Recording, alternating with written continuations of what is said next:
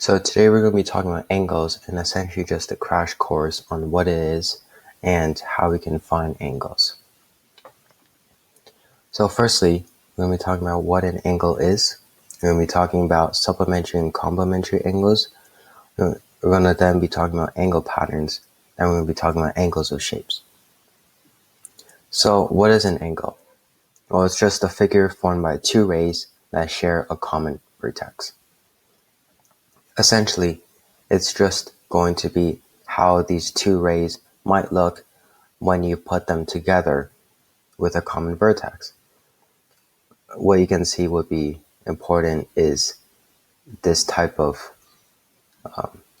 suspension that ray 1 would have over ray 2, and this would just form the angle. However, what is important is that the angle does not change with ray lengths. As you can see here, ray 2 is much longer than before. However, it is important to note that these angles are still the same, as what is important is just the type of figure that's formed by these two rays. So moving on to degrees in a circle, angles are represented by degrees.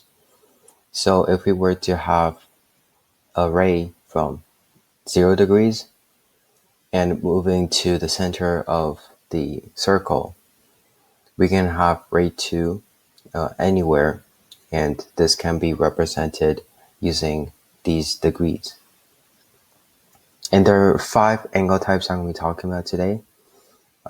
Firstly, the acute angle is essentially when the second ray is formed at a figure that is less than 90 degrees. As you can see here, if we were to start from ray 1 and move to ray 2, then it is less than 90 degrees. And if we were to have a right angle, then we would get 9 degrees instead of less than 9 degrees.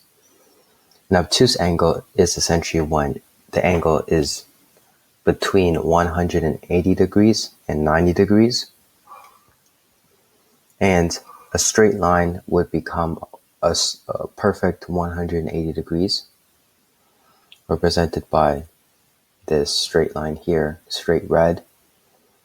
And lastly, we have a reflex angle, which is essentially when it is more than 180 degrees and less than 360 degrees. And any angle here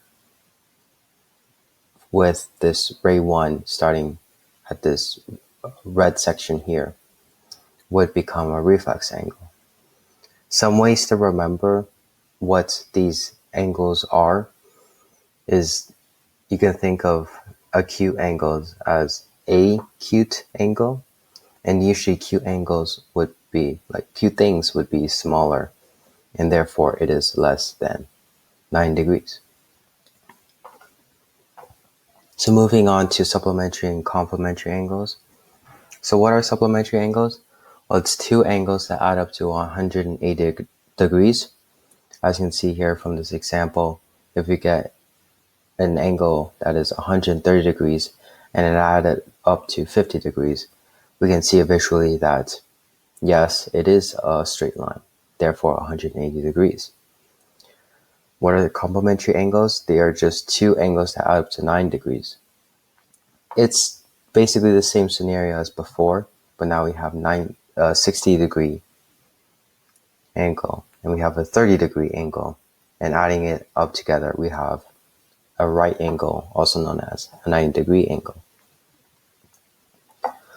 So what are angle patterns? Well, they're just patterns in problems that you can probably take some effort in finding, but it's helpful because it can help you find what angles are easily.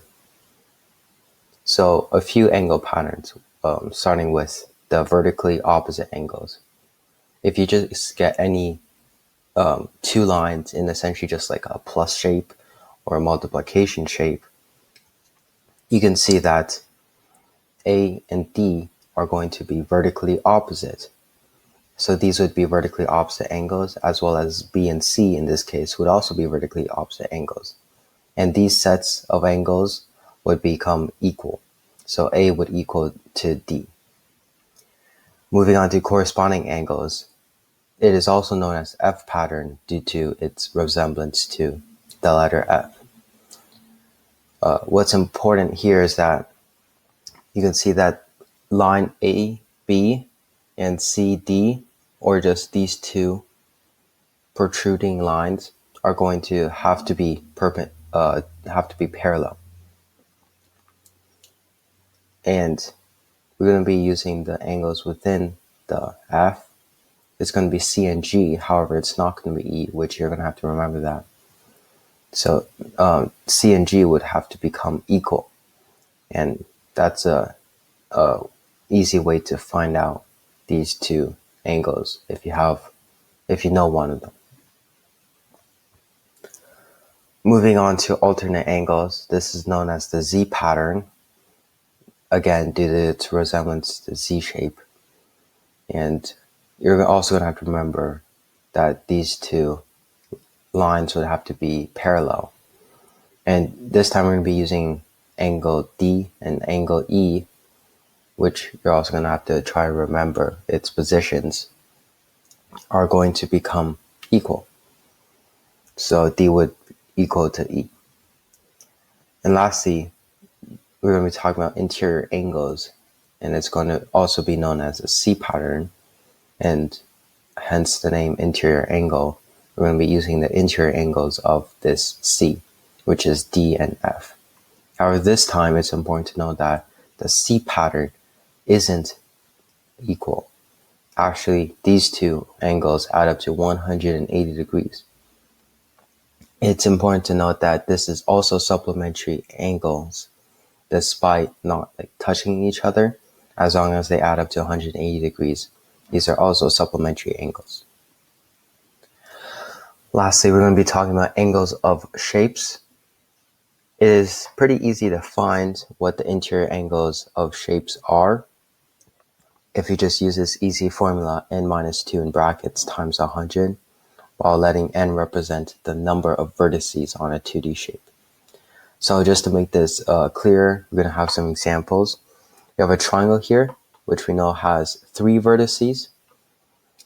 So we're going to plug that into the equation. We're going to get 3 minus 2 in brackets times 180. With some quick maths, we know that the interior angles added up together would become 180 degrees. Additionally, we have this shape here. It has 10 vertices. So we're going to plug that into the formula. We have 10 minus 2 in brackets times 180, and we get 1,440 degrees, which would just be all of these angles added up together.